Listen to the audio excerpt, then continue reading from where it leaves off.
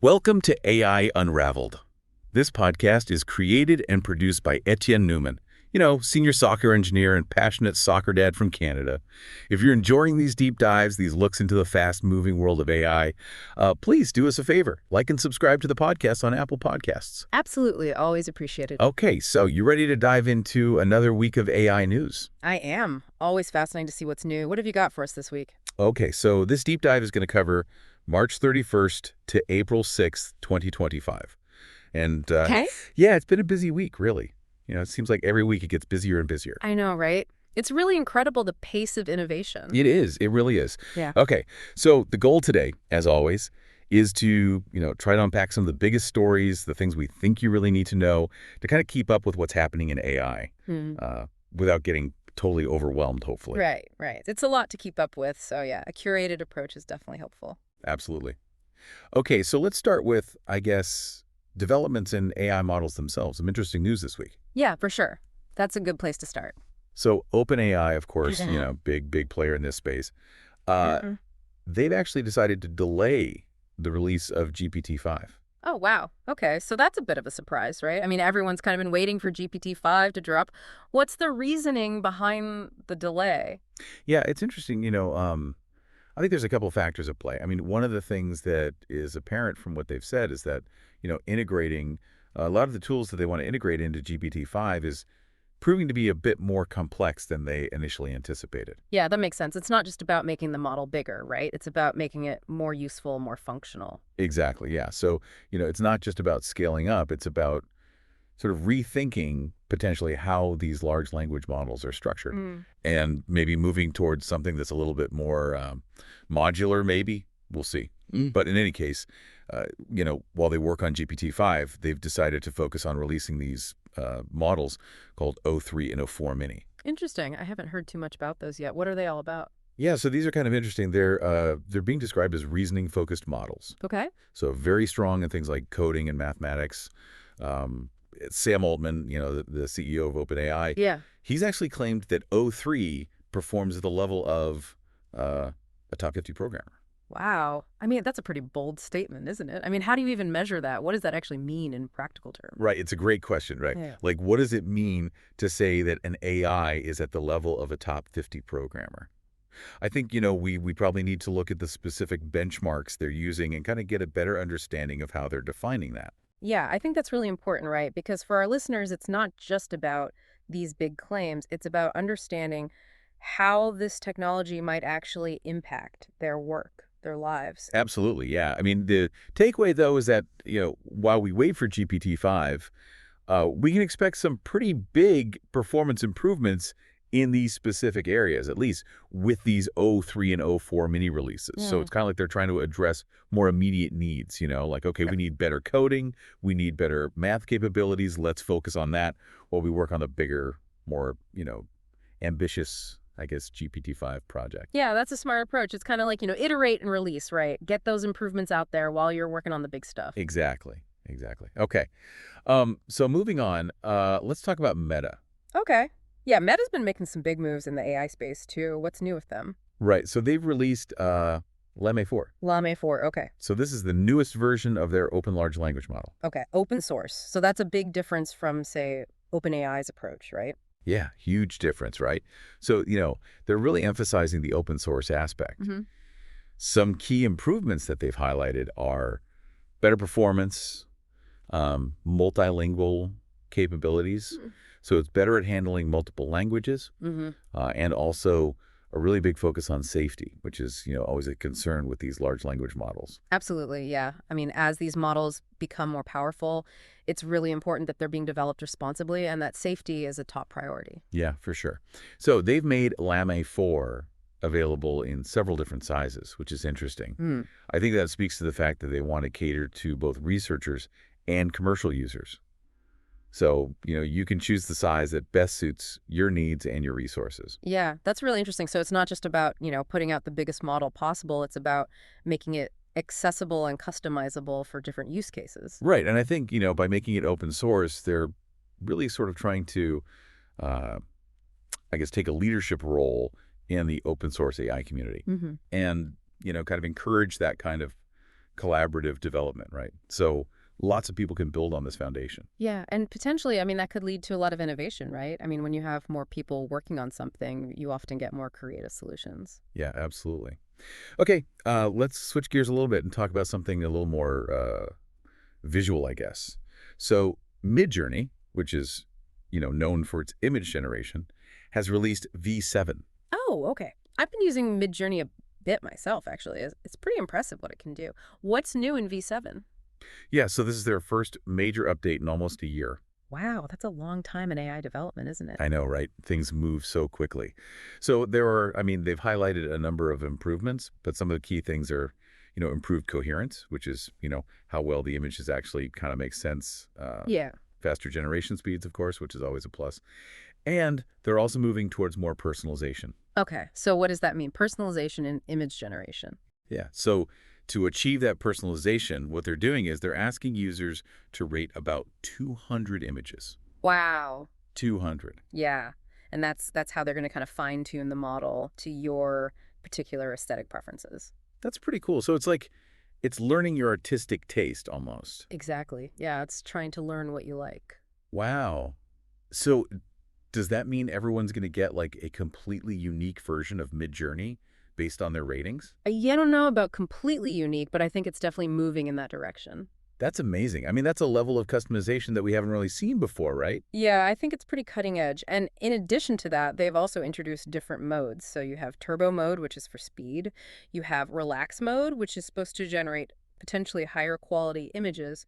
And then there's a draft mode, which is basically for quick previews. Okay, so you can choose the mode based on what you're trying to achieve and how much time you have.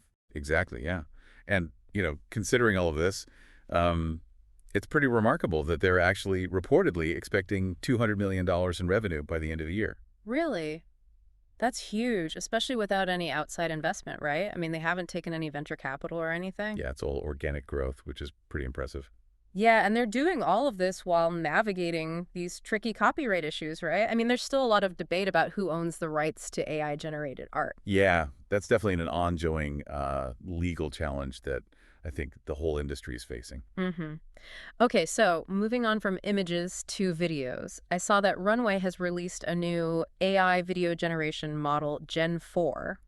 Yes. What's interesting about this one? So the main focus with Gen 4 seems to be on achieving better consistency of characters and scenes across multiple shots. Okay, that makes sense. Because that's always been one of the big challenges with AI video generation, right? Making sure everything looks consistent from one shot to the next. Absolutely, yeah. So how are they addressing that? Well, they've actually showcased this improved consistency in a couple of sample films that they've released called New York is a Zoo and The Herd. I'll have to check those out. Yeah, they're interesting. And they're actually calling their underlying technology GVFX. GVFX, what does that stand for? Generative Visual Effects. Oh, okay, so they're positioning this as a serious tool for visual effects. Exactly, yeah. And I think, the fact that we're already seeing some pretty big names adopting it, like Amazon and even Madonna has used it, I think it speaks volumes about the potential here, right? To really streamline video production and kind of enhance the narrative possibilities. Yeah, for sure. I mean, it's like we're moving closer to a future where AI is not just a tool, but a creative partner in video production. Exactly, yeah. And I think that's really exciting. Okay, let's go back to OpenAI for a minute, because there's some interesting news about GPT-4o. Okay, GPT-4o. Is this the one that's supposedly able to pass the Turing test? It is, yeah. So they've actually, in some Turing test scenarios, it's actually been judged as human in 73% of interactions. 73%? Wow, that's pretty high. I mean, the Turing test it's a bit controversial, right? There's debate about how effective it really is as a measure of intelligence. Absolutely, yeah. I mean, there's definitely a lot of debate about what the Turing test actually tells us. But, that figure, 73%, it's pretty attention-grabbing, right? Yeah, for sure.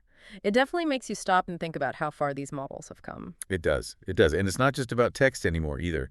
So GPT-4o is also showing some pretty impressive image generation capabilities. Okay, so it's multimodal now. Can do both text and images? It can, yes. Yeah. They've shown it doing things like style transfer and even creating animations. Wow, that's pretty amazing. So it's like a one-stop shop for all your creative needs? It's getting there, yeah. Yeah. And to top it all off, they've actually made image generation available to all free ChatGPT users. Really? So anyone can just go and start creating images with GPT 4.0 now? Yep, that's right. Wow, that's a big deal. I mean, that's really democratizing access to these tools, right? It is, yeah. I think it's a pretty significant step in terms of, making this technology widely available.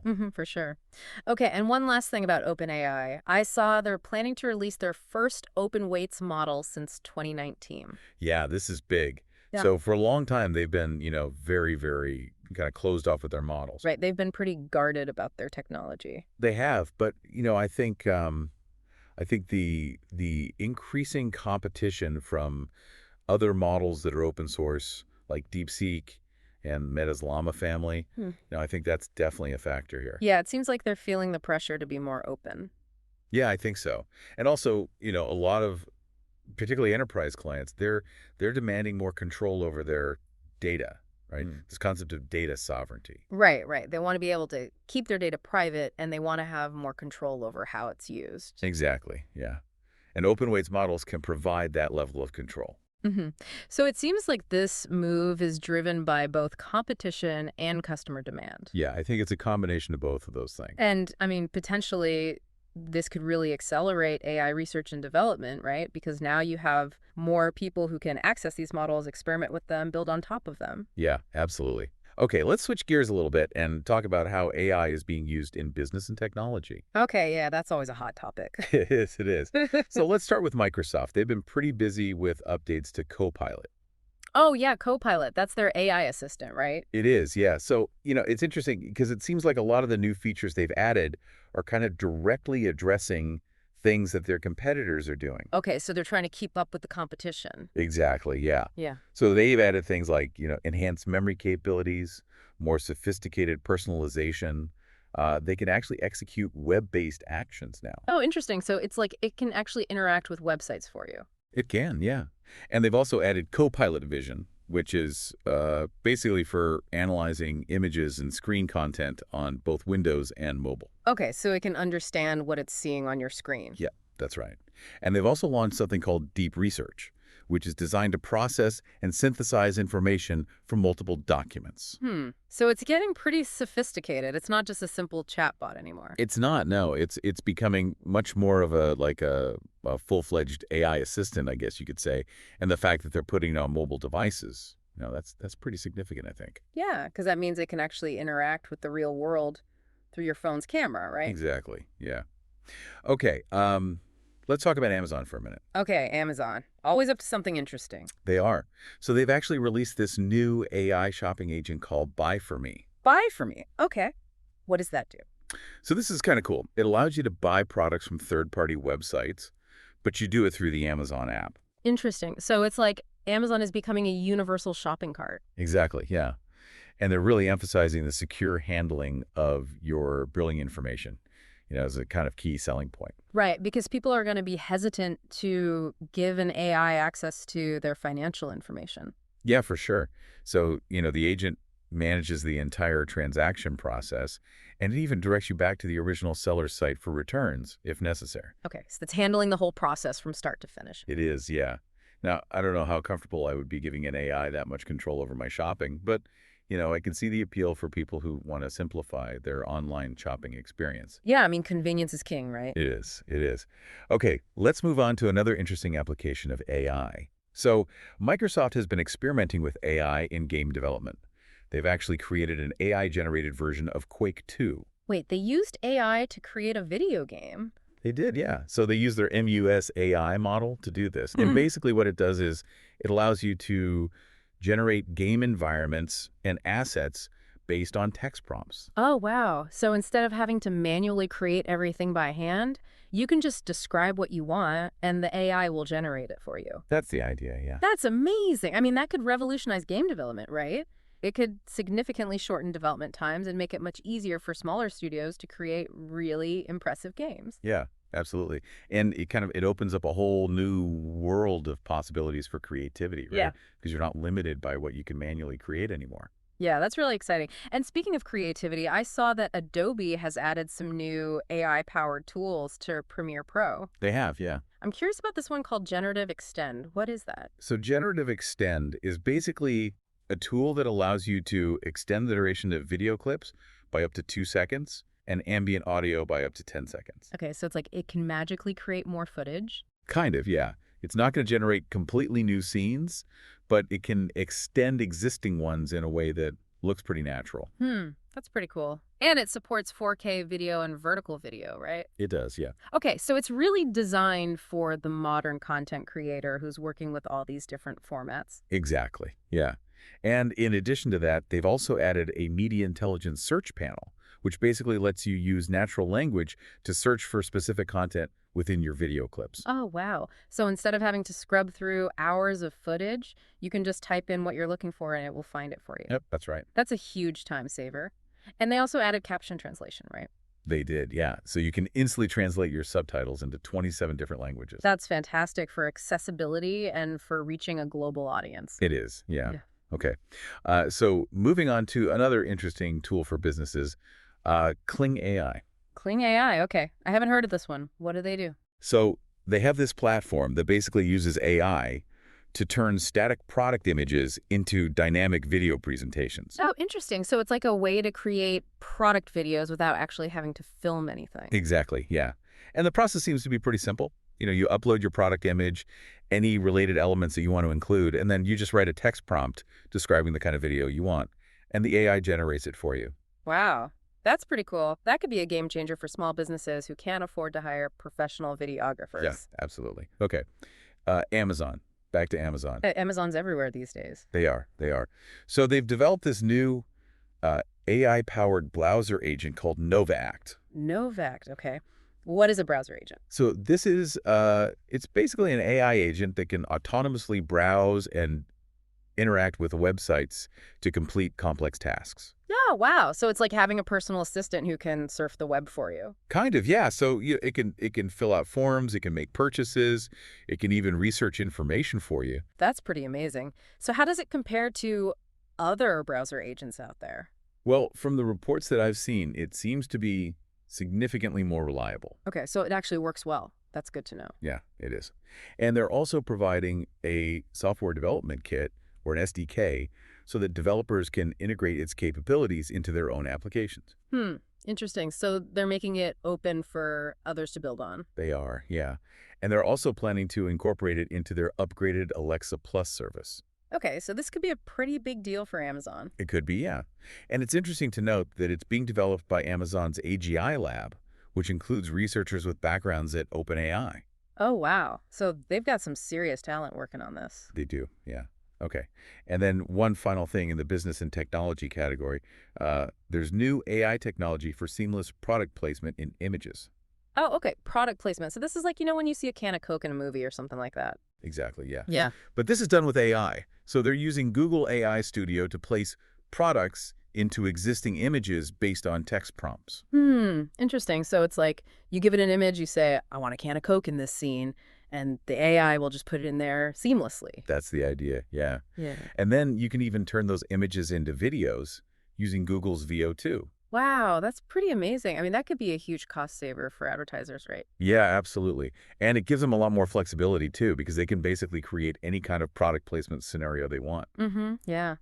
Okay, so moving on to AI research and development, I saw some interesting research from Anthropic about how large language models reason. Oh, yeah, this is fascinating stuff. Yep. So what they found is that LLMs might not always be transparent about their actual reasoning processes. Okay, so they might be giving the right answers, but we don't necessarily know why they're giving those answers. Exactly, yeah. Yeah. And they actually found that models like Claude 3.7 Sonnet and DeepSeek R1, they sometimes provide justifications for their answers that are based on incorrect hints that they were given. Interesting. So it's like they're trying to make up a reason that sounds plausible, even if it's not actually based on any real logic. Kind of, yeah. And they found that this tendency is more pronounced when the questions are more difficult. That makes sense. If the model doesn't really know the answer, it's more likely to just try to come up with something that sounds good. Yeah, for sure. And I think this really underscores the need for more research into interpretable AI. Right, because we need to be able to understand why these models are making the decisions they're making, especially if we're going to be relying on them for important things. Absolutely, yeah. Okay, Google DeepMind has released this really comprehensive AGI safety plan. It's a 145-page document. Wow, 145 pages. That's a serious commitment to safety. It is, yeah.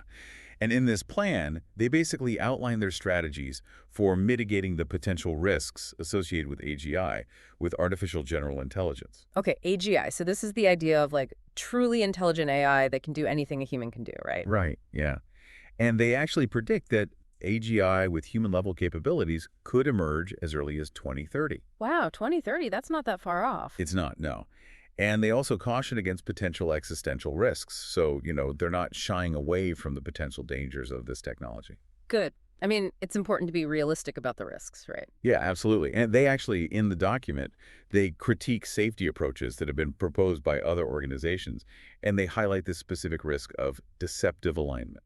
Deceptive alignment. What's that? So this is the idea that an AI might appear to be aligned with human goals, but it secretly harbors different objectives. That's kind of creepy, actually. Like it's pretending to be on our side, but it's not really.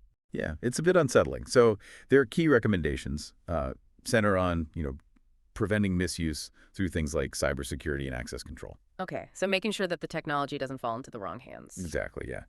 And also on mitigating misalignment by ensuring that AI systems can recognize and express uncertainty. Right, so they're not just blindly following orders, but they can actually question things and say, hey, I'm not sure about this. Yeah, exactly. Yeah. Okay, so moving on to something a little bit more, I guess, playful, Google DeepMind has developed an AI that can master Minecraft. Oh, Minecraft, that's the game where you build things with blocks, right? That's the one, yeah. So their AI agent, which uses the Dreamer algorithm, learned to collect diamonds in Minecraft without any prior human demonstrations. Wow, that's pretty impressive. I mean, Minecraft can be a pretty complex game. It can be, yeah. And it did this through a process of model-based reinforcement learning. Okay, so it's learning by trial and error, basically. Kind of, yeah. But it's not just randomly trying things. It's actually building an internal model of the game world and using that model to predict the consequences of its actions. That's pretty sophisticated. So it's not just reacting to what's happening. It's actually planning ahead. Exactly, yeah. And I think this really showcases the power of reinforcement learning techniques for developing AI that can solve complex problems in simulated environments. For sure. Okay, and shifting back to the real world, I saw that Google is using AI to predict house fire risks. They are, yeah. So they've developed this new AI system that analyzes satellite imagery, weather patterns, and environmental factors to identify areas that are at high risk of wildfires. Oh, wow. That's amazing. So it's like an early warning system for wildfires. Exactly, yeah. And they're actually testing it in wildfire-prone regions right now. That's fantastic. I mean, wildfires can be so devastating, so having a system that can predict them and give people more time to prepare could really save lives. Yeah, absolutely. Okay, and this is a really big one. Researchers have actually developed an AI that can instantly convert brain signals into speech. Wait, what? You're telling me that they can read your mind and turn your thoughts into spoken words? Well, not exactly thoughts, but brain signals, yeah. So they've created this AI system that can decode signals from the motor cortex, which is the part of the brain that controls movement, including speech. Okay, so it's picking up on the signals that your brain is sending to your mouth when you're trying to speak. Exactly, yeah. And then it translates those signals into spoken words almost instantaneously. Wow, that's incredible. I mean, what are the implications of this? Well, I think the biggest implication is for people who have lost the ability to speak due to injury or illness, this technology could potentially give them back their voice. That's amazing. I mean, that's truly life-changing. It is, yeah. And it's even more remarkable because the system can actually generate speech using the intended speaker's pre-injury voice. Really? So it doesn't just sound like some generic computer voice, it actually sounds like you. That's the goal, yeah. Wow, that's mind-blowing. And it can handle novel words too, right? It can, yeah. So even if it's never encountered a particular word before, it can still figure out how to pronounce it based on the brain signals. That's incredible. And it's compatible with various brain-sensing technologies, right? It is, yeah. Okay, so this is a really promising development. I mean, this could have a huge impact on the lives of so many people. Yeah, absolutely. Okay, and then finally, in the research and development category, AI is now assisting scientists in deciphering proteins that were previously considered indecipherable. Oh, interesting. Proteins are those complex molecules that are essential for life, right? They are, yeah. and they're really, really difficult to understand. But now, with the help of AI, scientists are starting to make some real progress. Okay, so how is AI being used in this research? So they've developed these new AI-powered tools that can analyze and understand the structure of proteins that were once beyond our ability to detect. Hmm. So it's like AI is giving us a new lens to look at these tiny complex structures. Exactly, yeah. And this is really important because it could lead to significant advancements in our understanding of diseases like cancer. Right, because a lot of diseases are caused by malfunctions in proteins, right? Exactly, yeah. So if we can understand how proteins work, we can potentially develop new treatments and cures for these diseases. This is really exciting stuff. It sounds like AI is really revolutionizing scientific discovery across so many fields. It really is. Okay, let's move on to AI and society. So, boxer Zubair Khan recently hosted an event focused on AI in boxing. AI in boxing, that's an interesting combination. It is, yeah. So they're actually starting to use AI for things like optimizing training regimens, preventing injuries through data analysis, and even predicting the outcomes of matches. Wow, that's pretty cool. So AI is even making its